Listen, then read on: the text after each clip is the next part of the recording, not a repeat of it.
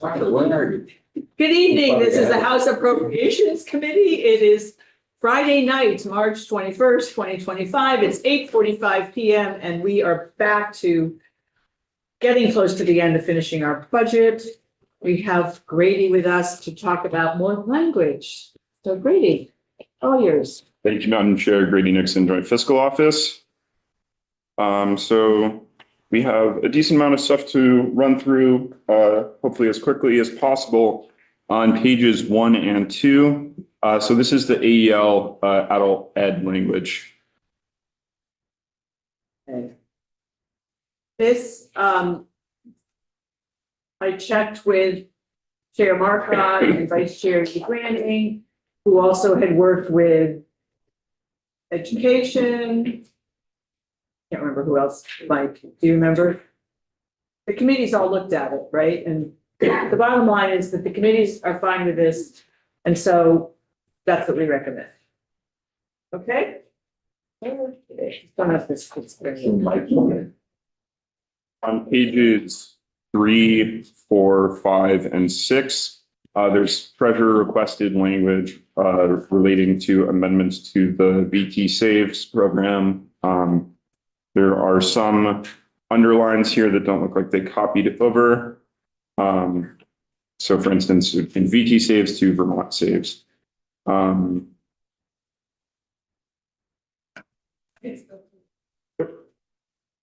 that yours? You okay with it? Well, yeah. Okay, let's check that off.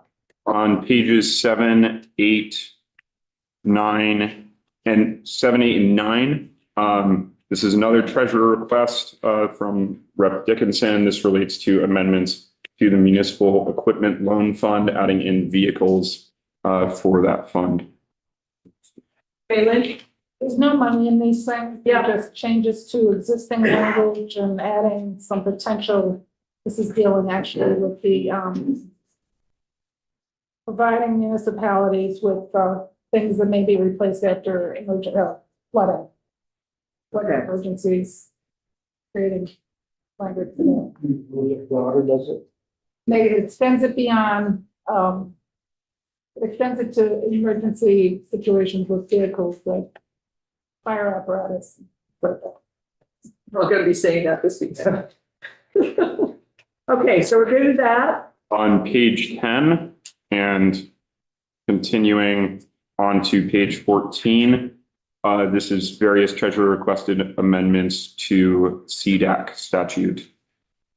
This is the people that advise the treasurer on what you call some of the technical corrections and just a couple of things to clarify things. Again, no money involved, but they advise on the debt and the bond. Okay. Everybody good with that? Second one. On page 15, this is language directing the Secretary of Administration to report to the Joint Fiscal Committee at its July, September, and November 2025 meetings and at other meetings as requested on any reductions to federal revenues to the state and the status of any appropriations impacted by such reductions. Okay. Great. On page 16, there are 3 sections. Continuing on page 17, this is that VPIC fix. So this is just updating the numbers per the committee decisions. And this is the additional language that goes with the Vermont VPIC Compensation studies that looks at that. Yes. Okay. Everybody good with that? This is all the exciting stuff. Page 18. I don't have any. Oh, I'm sorry. Continuing on to the next packet. Ah. All right.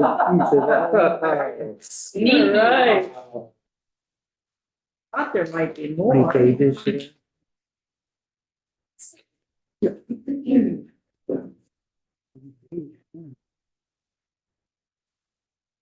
Oh, It's the automatic. it's coming. No, but you know, it just sort of goes. Just a bit for your eyes, but Thank you. I can't read it.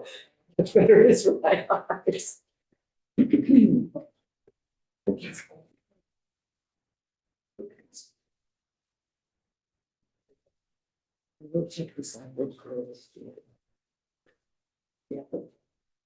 On page 1 of packet 2, this is a section requiring that as part of the fiscal year 2027 budget presentations, the Agency of Human Services and departments within AHS shall report on a number of things relating to residential beds for youth.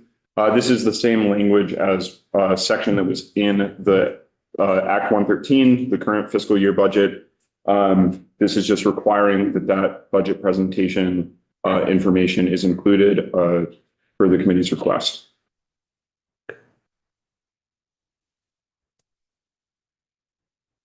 It has not arrived this year, was not part of the budget presentation, and the House Committee on Human Services wanted to reemphasize this, put it back.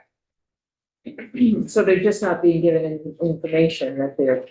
Yes, as a part of the budget process, they want the information about the planning for the youth facility. It's not been created. Right, So that would be good to know. but you know, how it fits in with the system and what it is likely to cost, et cetera. I think Tip did a bunch of digging on this with one of the members of Dan. Yeah. Dan Browning, who about, who had a lot of good information, so part of this accountability piece. So that's okay with people? The remainder of this packet is the same language that was used for the General Assistance Program for Act 113. So this is establishing those same parameters for program for fiscal year 2026. I would defer to Ledge Council on any questions relating to this language. I would note that Joint Fiscal Office and Ledge Council are in communication on sub F on page 6, which requires the adoption of emergency rules and the establishment of emergency rule or pending permanent rules. That language was in the FY25 bill. Just a question for Ledge Council outstanding on if that language is necessary, given that rules have been created. You have the head Velcro here, you might have any information. Yeah, we have permanent rules now. You have permanent rules now? So the only potential change to that section would just be if that language is unnecessary. Which letter is that? Sub F on page 6. Or shall adopt emergency rules. So maybe that what we do is to take that out. Correct. So if legislative council confirms that, then we would take it out. Okay, so that would be the only change on the middle of page 6. Where is this coming from? Page 6. Page 6. But where is this? Human Services. I mean, it is an General amendment housing to, it is a language that was in the budget last year. That everybody agreed to. And so the governor put the money in for it. The language last year was session law, which means it's only for that session. But if we have the money for the program, we need to have the session law and this is session law again to go with it. Right. We get to discuss it again. Yeah. But not tonight.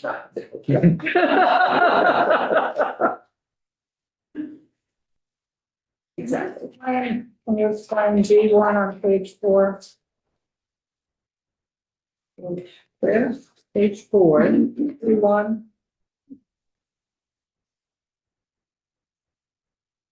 What does that mean? Well, as I understand it, it means that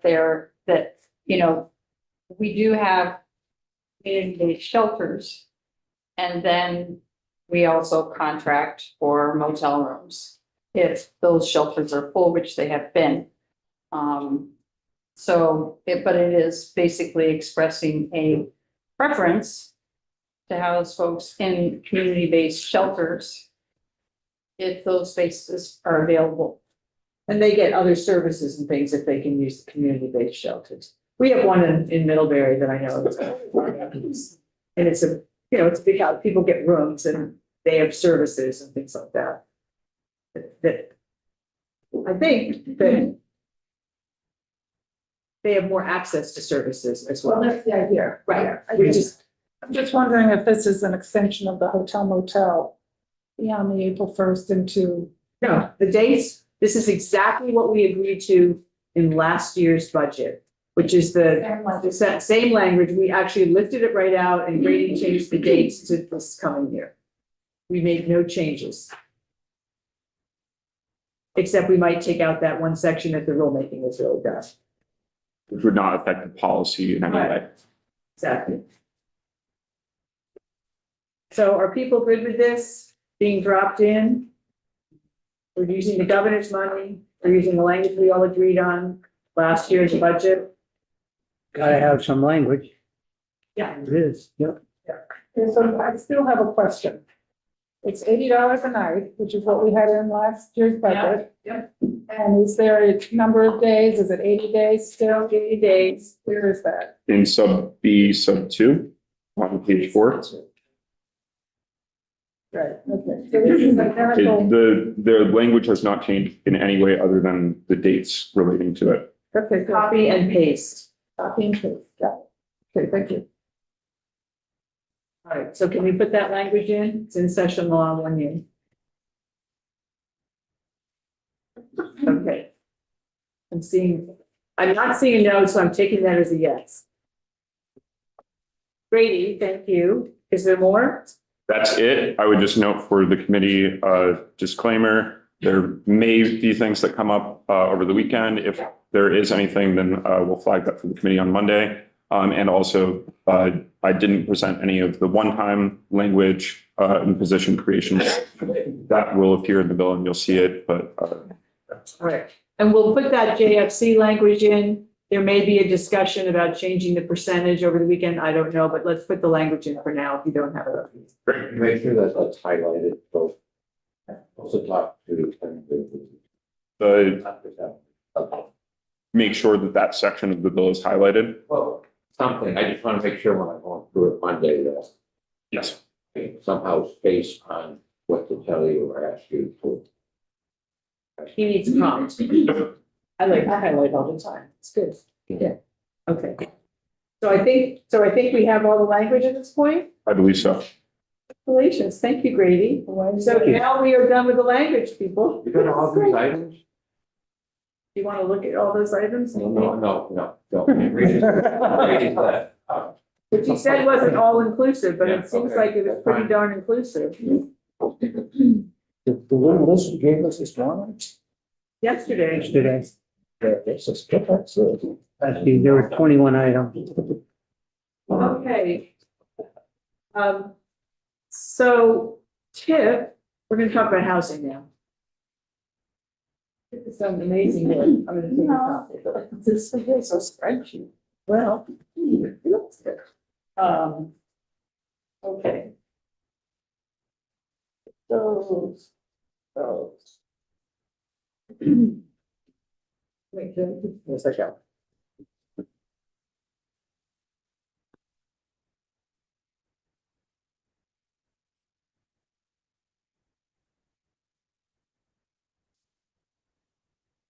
Thank you.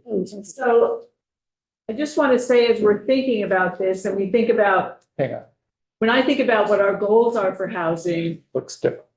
besides we need a lot of it, we need a lot in a lot of different ways. We don't just need a lot of one thing. We need a variety of housing. So hoping that when we can get to a place where we are supporting a variety of different kinds of housing, because we need it.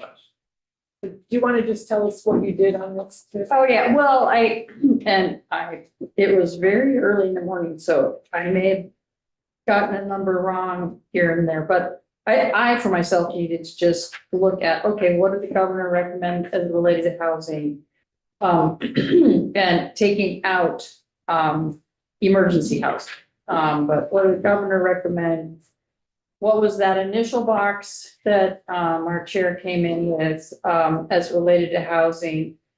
and what was the counter box as it related to housing, and then for H479 and its provisions. And then in terms of, I added what had been in the BAA housing.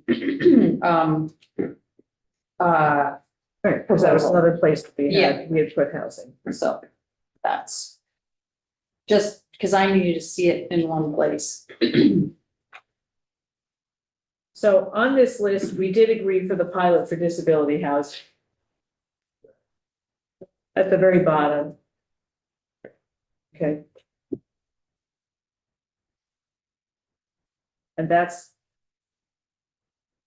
And one of the things I asked Tiff to do is we looked at VHCB. A 60-40 split would be 22.2 million. The 70-30, which is as far as they can go, would be 25.9. So that's what you're seeing in there. Where? The HCG 70-30 split of the property transfer tax. Okay, so we're not taking the full for that. We can't, right? Yeah, no, I understand. They will go between 60-40 and 70-30. So I put both ends of that. So we have 22.2, 70-30 is 25.9. the best they can do. Yeah. If we give them extra money from somewhere else, they can use 100% of it for housing. The other, this is from the property transfer tax. Right. So what Paula said earlier tonight is that they would go for board approval to use 70-30. Over 7, over. Can't go 80. Without permission from. This is set by the board, it's not set by It's not by set, by. I, again, notwithstanding. I just think it has been, that has been notwithstood, housing has been notwithstood for years and years and years. And I would not want to short shrift conservation. I mean, because I think that what we're talking about, I mean, it is a really unique symbiosis that we have in the state in terms of housing development and conservation. And I think we want to maintain that. You know, we have an emergency housing. We don't have enough time to build all the housing that we need. On any end of the spectrum. So, I'm big on conservation. I mean, that's been most of my life, but I'm also concerned that if we're conserving land, we need land not to put houses on. But not If- floodplain. No, it depends on where the land is. Conserving land, which takes with restrictions on them that take them out of potential for building houses is going to eventually shoot us in the foot. So I don't know what's been going on. Well, some of the conservation could be, for example, for farms. I understand that and floodplains and all that. Right. So all that stuff. they're not, I don't know that there's much of conserving land that is, would be normally buildable, like in a downtown kind of thing. Well, You know, I know it's that more up on the hillsides and over there. In Franklin County, I think something like between 22 and 25% of the land is conserved right now. Many places all over. And a lot of them are farms. Yeah.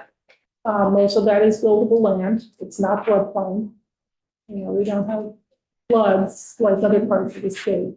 Some of them there's some conserved land that was conserved close to the village centers in the towns that is now in perpetuity conserved, so you can't build on them, even though they're now with the unit to the Swanton as an example.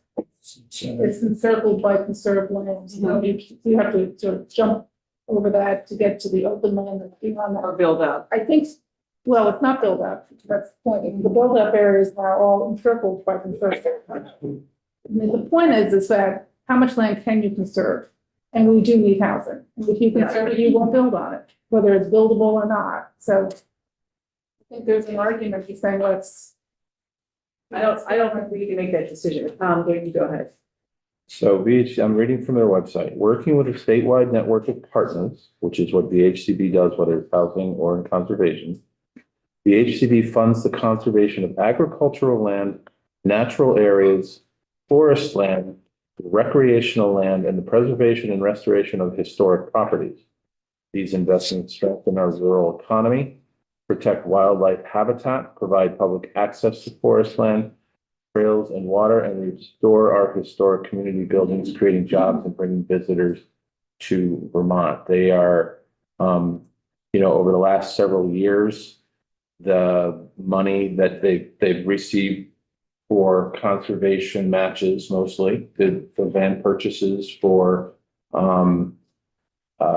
acreage everywhere. That's reserved forest land in the Northeast Kingdom. See, I know all about it because I dealt with it for years, right? And with these programs, and very good things have come out of the programs. All I'm saying is we're getting to a point where we don't have enough housing. May I finish? Go ahead. I hadn't just finished Go one ahead. point with this. Go ahead. That the conservation side of the Vermont Housing and Conservation Board, in essence, has also been shortchanged when we've lowered or when we've taken away money in the past. Of the tens of millions of dollars that have been invested in a VHCB, again, not build housing. Right? They provide funds, they provide access, they provide planning for multiple projects. Their money first in, last out is like good housekeeping seal of approval money, but it's also the stuff that feeds and tells other organizations, banks and other people who are trying to invest in these projects what they can invest in and know that it's a solid deal, because what the HCB does for both housing, but specifically to get back to conservation, the conservation efforts, these are mostly matching monies, just like for housing. We have provided tens of millions of dollars over the last several years with federal dollars that goes whenever we go beyond PTT allocations. We've given the money specifically to housing.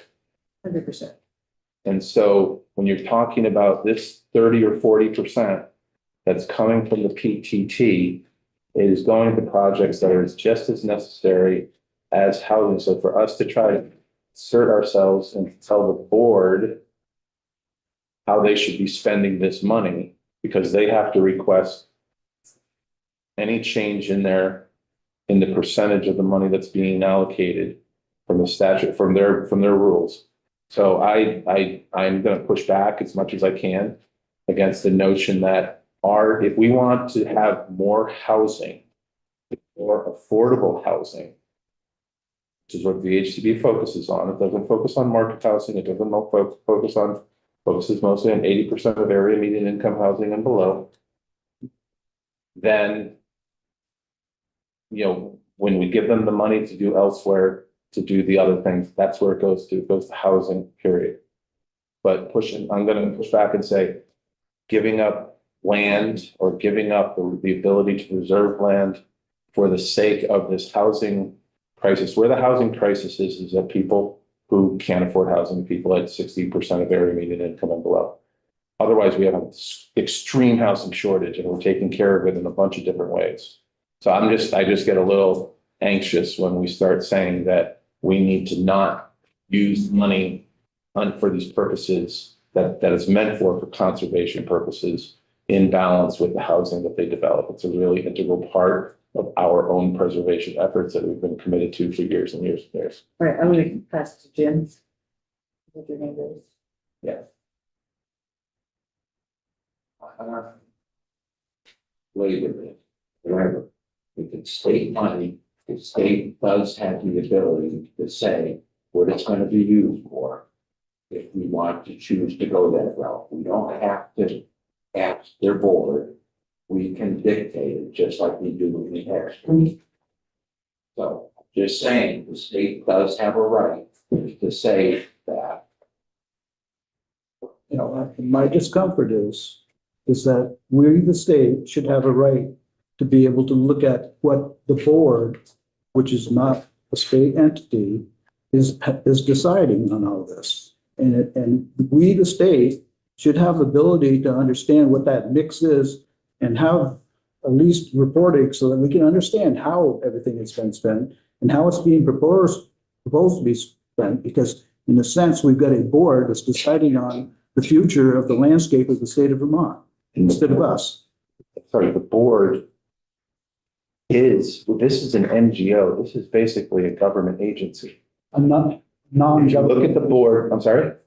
If you look at the board as it's made up, there are ex officio members of government, of the federal government. There are people who are qualified to be on the board. This is not a simple nonprofit board. Again, you can make these points if you like, but this is an organization that, I saw a note in some of our notes about, well, I don't know what have they done? And what have they done is been able to distribute tens and hundreds of millions of dollars over the last several years, build housing that we're still having groundbreakings for and ribbon cuttings for. And in 2 years or less than 2 years, that's going to stop, or it's going to slow way down because we haven't kept up with that. So I have no problem supporting the work of the HCB. Lynn, and, okay, there's a report that Gus did. Gus came, I don't know if you were here that day, but they do talk about what they do, and that's all in the report. they Let's talk move on. Okay, can we move on? I mean, this is a philosophical thing we could do for 2 hours. It's Yeah. 9:15. Let's. So I'd like to leave it at 70-30 for right now. We can look about adding more money in other places here. So we have VHIP, we have the manufactured homes. We already took care of the additional positions. We put one in. We have, if we want to give more money to VHCB, we have the property transfer tax. We have 2 VHFA programs. I'm sorry, it was. And the bond bank. It's okay. One's revolving loan, rental loan, and one is middle income. So.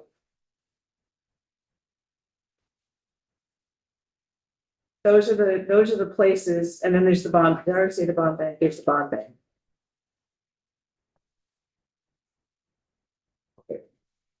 Oh, shit, didn't we already take care of that? Yes, this was just 479. That was Yeah. just the whole thing. So yes, you can check that off. We did home share.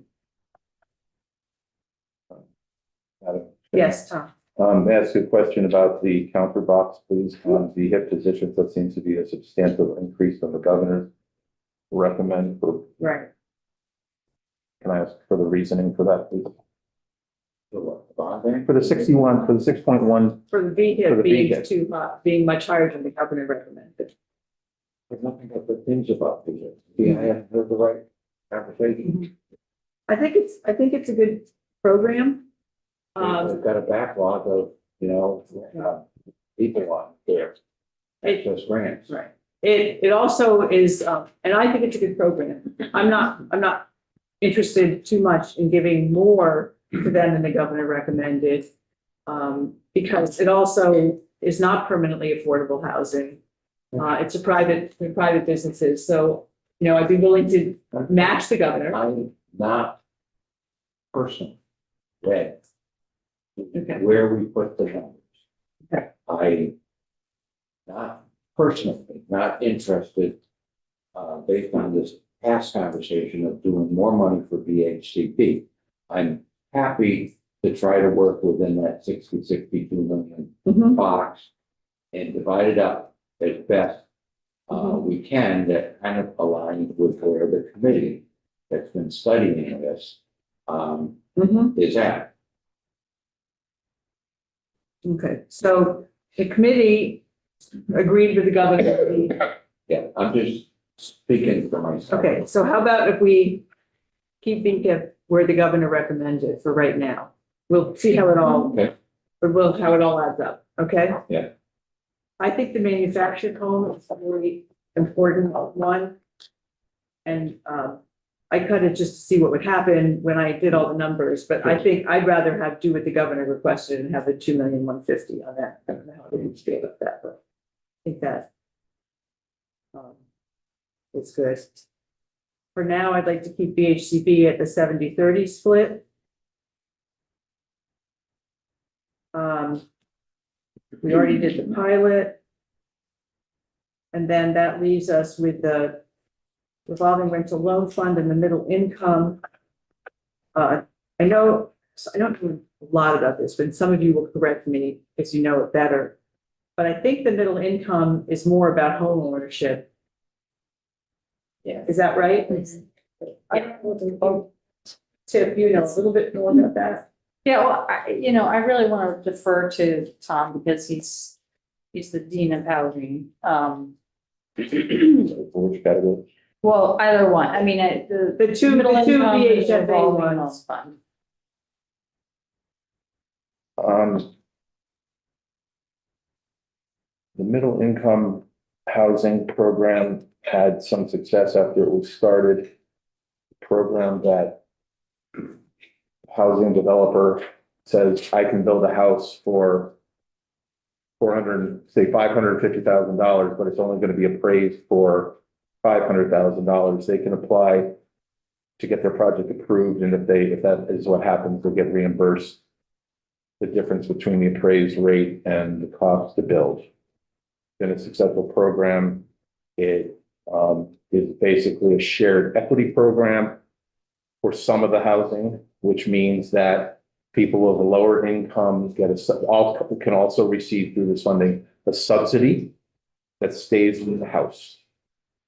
So it will always retain some element of affordability based on those subsidies. It was very well subscribed for a couple of years. It's been a decent program and it focuses on single family homes. The rental revolving loan program is a little different. It's a newer program. It's like a big VHIP in the sense that it is money that is being lent to builders in order to subsidize the cost of building multiple rental units. It's a loan, so it gets repaid over time, but eventually if they receive enough funds over the years, they'll have enough money for it to be self-sufficient. There's some higher, this isn't specifically for, it's not exclusively for lower income rental housing. It can go up in some places up to 150% of the area median income. So it's addressing the same population as the middle income housing. The question that I would have with it is when the loan is repaid, the same thing with the VHIP money is that there's a relative drop in the covenants. So basically we are using state funds to improve privately owned assets that benefit the owners in the end. And so it's a new program. I've heard tell that they would match whatever they received and have one program, and we talked a little bit about whether there would be language that said that we should make sure that X% is definitely going towards the housing and X% can go to rentals. But once they, especially for the rental program, I would think that once they receive the money, they would have to take time and set up the rules anyway for themselves. So that's it in a nutshell. Chair of General Housing was less enthusiastic about the rental revolving loan fund. HFA has, as Tom indicated, has said, it's kind of easier for us if you give us a lump sum and name both programs as the beneficiaries or name them both so that they can figure out how best to use the money based on the market and how well they think they can develop things. Yeah, I know I missed a little bit of one of the housing presentations. I may have missed this earlier in the year. And I just need clarification as to what the offsite construction consulting, what is that for? Oh, that's How did that about, happen? I just don't remember. it's a program that VHFA was gonna do. It's basically getting some consulting. They did a report on modular construction or, panelized construction. Right. But they need to update it. The question is, they need to know more about, well, how do we develop this as an industry? My personal opinion is that that's something that probably they could find the funding for, and it was not something that House General, at least the chair, felt really strongly about. So. I'm just asking if there's another place that might be, if it's something that, do you think that's a worthy thing yourself? When you put this together, researching this? You mean that That particular, no, it wouldn't be my choice for if we were allocating funds for housing. It wouldn't be my choice because I believe that that kind of research can be done within the industry and the various resources that we already have, and we already have a report. Yeah. and, So go ahead, finish your question. And the other question I had was the universal design study. I know it's not a lot of money here, so it's. Was that? It was intriguing. I don't know that much about it. I didn't dig in deep because it's $15,000, but basically it was come up with some, kind of standard designs for affordable housing that then could be used and would reduce the cost of I'm sorry. Renovation. Well, reduce the cost of renovation, but also building. getting the permits. If I may, I'm sorry, Go ahead, Dave. No. I used to be involved in this and put legislation in before the universal design talks about constructing all houses with doorways that are wide enough for a wheelchair.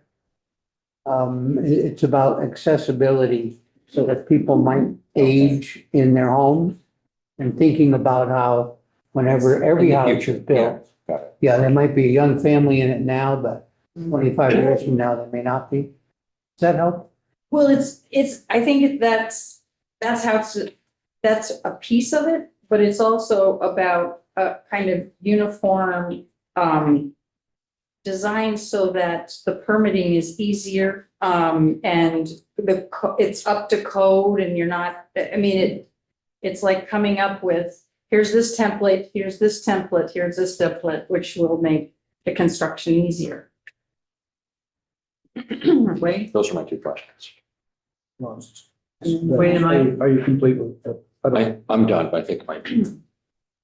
Yeah, I just want to check on something and in the initial box column, I know that the bottom VHCB 8.6 million was part of the BAA construct. Was there not also an 8 million? There was an 8 million up at the top. Well, but I put it in as a plug in the initial box. Yeah, you told me to take it out. Did I tell you to take it Yeah, out? you did. Oh, there was an 8 million. Because- up there. Okay. I told you that. I can't remember, that was a long time ago. It's okay. Yes, but you're right. Just Yeah, for a second. okay, Wayne? Just quickly on offsite construction consulting. So I know they're making modular, or they're building houses offsite, like in New Hampshire, there's a factory that's over there. Doing it here too. What's this intended for? Who's doing it? So, My notes say one full-time consultant. At VHFA, it's Oh, okay. out. VHCD, VHFA offsite construction is a one full-time consultant. I don't know. And it probably, what I was told is it probably would be several different consultants, but Not a the equivalent position in of- the. Not a Yeah. position. No, not a position. That's quite a bit for a single position. Michael. I guess I would also just offer one other thought that it's good to see H479 there, but the sections that were recommended by committee that are not part of our box or counter box, should we just wipe those off and I just don't, focus I on. think it's good to just see what they did, and if we did the home share, I'm not sure we're gonna really do anything else over on that other side. But it's good to see the whole piece. I'll just, yeah, well, I'll just make one comment. Oh, there's The one. recovery residence expansion has been, it appeared in two different committee recommendations, the House Human Services and the House General. And there are, I think, 3 residences that are ready to come online with, with additional. We don't have any, I thought we had something in our budget. There already. is something from the opioid settlement fund that is 1.4 million to sustain the current. And that wouldn't help with the ones coming online. No, it would sustain their activities, the current activities. So this would be for new ones? Yes, this would be for new ones. Right, because the opioid money can't be used for creating new projects. It could be Yeah. used for sustaining Sustaining existing ones. Okay. May I just Yep. So part of the universal design study, most housing built with our money or HUD money has to be developed with universal design. This is to try to get to build standards for private developers. Because if they're going to be receiving state funds, then there should be standards that they have to, that kind of fit into what our standards have been for affordable housing in terms of accessibility. And there's a question going back to the VHCD, so it says 25 the PTT allocation doesn't the $36.9 million, that's the combined PTT Yes. allocation show up someplace else. So this isn't an additive to, No, this is just a I'm complete, just this is just a showing it. complete world. Yes, exactly. Yeah. yes. We're just trying to figure out what we want to do for housing and how much in each of the places. And then, Jay, we want to reflect all of it, so we see the whole universe of housing. Can I ask about the first time home buyer? Is that the one where we loan money, or give them money, their grants? Is that what? That's the tax credit. The tax credit, what do you? There was a tax credit, for first-time home buyers. We heard about it yesterday. And I have to tell you, we just got that bill and I listened, but I don't know it well enough. My understanding is a first-time home buyer down payment. I think it's a grant. Sure, maybe it's a loan. But that's apparently successful. That's been around a while. With the First homeowner. It's called The first affordable gen- housing there- tax credit. there was a first generation home buyer Deposit, grant program, yeah. right? That I don't know that they have any money left in it, but they're moving away from it. It sounds like, and this program might be related to it, except that it's working on tax credits that can be purchased that would, much like the low income housing tax credits that fund larger projects. Yeah. VHFA, and so they would be selling tax credits to help lower some of the costs for the same, So who actually? So it's in the fiscal note. I'm gonna read you what it says, and you can pull up the fiscal note, and there's a chart, and you've got everything you ever want to know about it. It would fund the first generation homebuyer program through a 5-year authorization of the first gen homebuyer tax credit. Since VHFA was not previously authorized to award this credit in fiscal year 26 or beyond, this represents a new cost to the state in the form of foregone revenue. As recommended, authorization for the issuance of new first gen homebuyer tax credits would sunset on July 1st, 2030. So that's the chart, and it's chart tables 2 and 3. Well, those are the ones with the tax credits with the little boxes that expire in 5 years or something. Right, there's stuff that goes on over, it's a 5-year, then there would be a sunset, so it actually goes out 5 more years from the last, 5 years from the last year that you can give it out. That's one of So, the. In 26, for us, the foregone revenue would be 250,000. But it would get up to 2,250,000 by 2030. for 3 years, and then it would start going down on the other side. So it's foregone revenue. So it's like an expense. I think maybe the down payment assistance program is the thing I'm thinking of. It's different, and that's also a tax because Yes, so that's the two of them together. there's gonna be, yeah.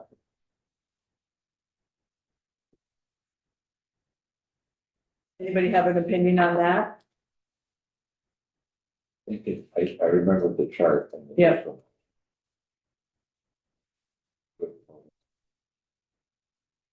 I kind of do too. 255. Yes, it got to that, yes. So we don't, so I'm inclined to not do that right now. Okay, so what we have is, what I'd like to do is figure out the VHFA, the two funds, and the bond bank. Those two funds, on my sheet, they say exactly the same thing. Are they two different things? There are two different funds, the rental revolving loan fund and the middle income fund. On this sheet, It looks like, it's the list of the. Yeah, just cross off. the Yeah, bottom one and make it- I just so one should be use an the M. error. One is middle income and the other one is the rental revolving. So what's the initials for the middle income? MI. LF? Home buyer program. MIH, Whatever, yeah. whatever. Yeah. So, Possible. That's wrong. What were the remaining open questions, Robin? so the two VHFAs and the bond bank, Yep.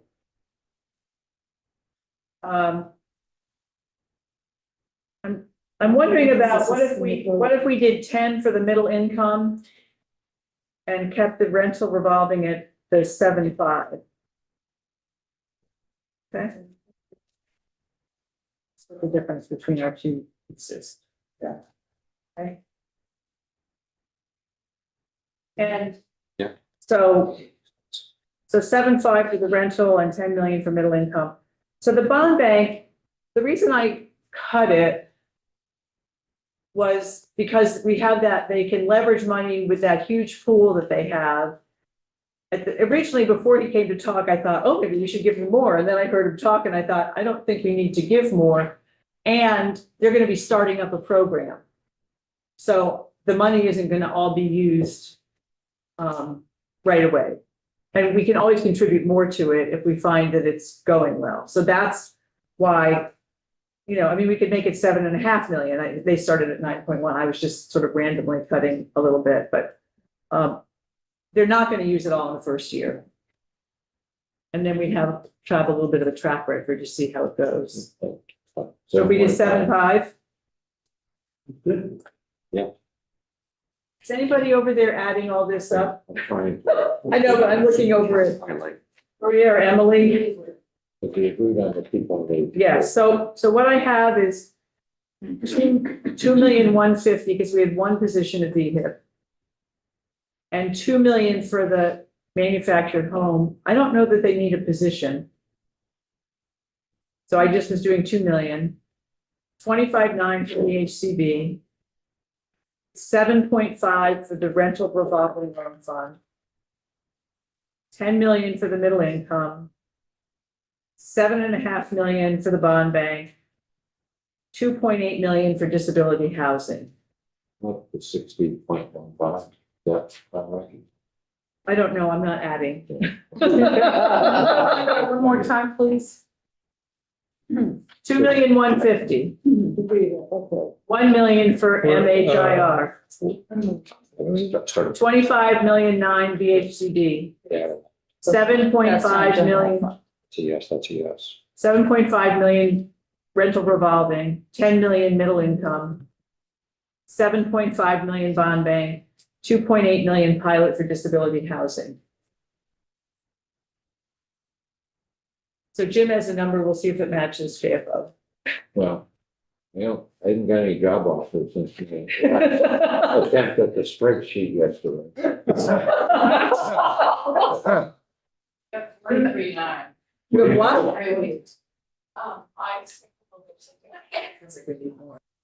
I'm doing this by myself on the phone and they've got. Remember.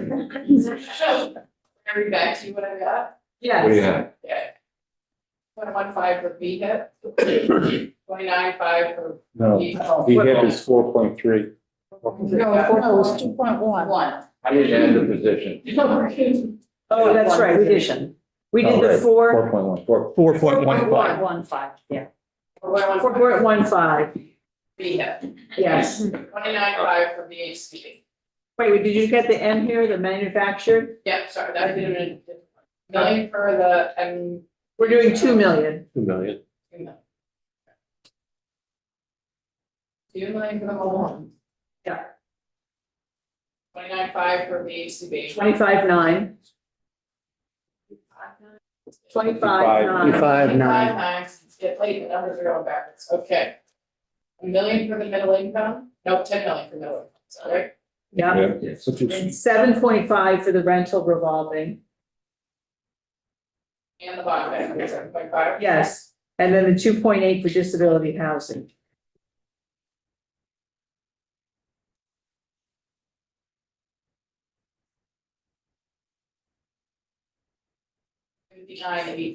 Yeah. 59,850. We make it 60?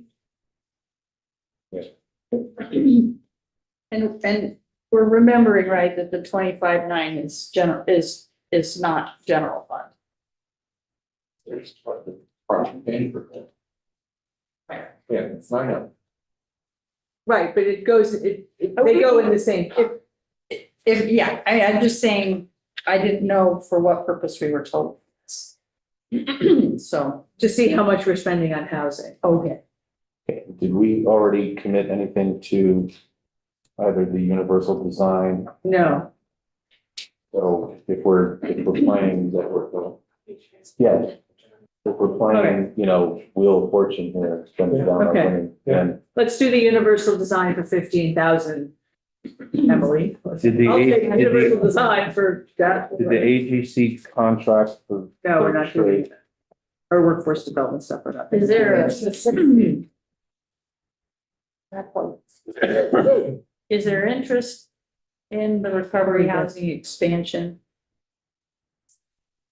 It's something that they've asked for several years now.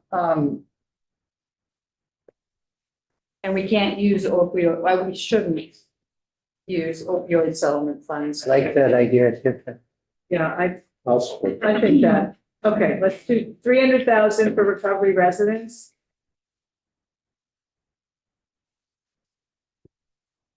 $15,000 for universal design, 65.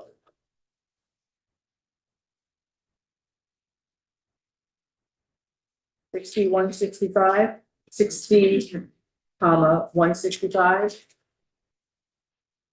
Still less than And- that. Have we taken off the table additional money for VHCP? I'd like to give him 5 million. just being a sticker. Yeah. But you can park it off on the side, See how the numbers add up? see how the whole picture. Right. So not the 8.6, but let's give them 100% for housing. We have language that we've used before on how it has to be used. We had language in the budget adjustment. Okay, yes. Is it something we might want to put on this very short contingency fund, Yep, contingency list, what? the 5 million extra for the I want to try it for here first and see how the numbers work out.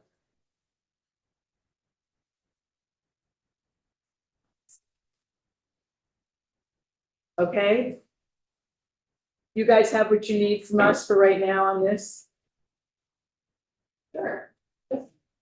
You want me to put it in the big spreadsheet? Yes, I do want to put it, so. Brady, do you have anything else for us at this point? Um. We might, we have to take a little break.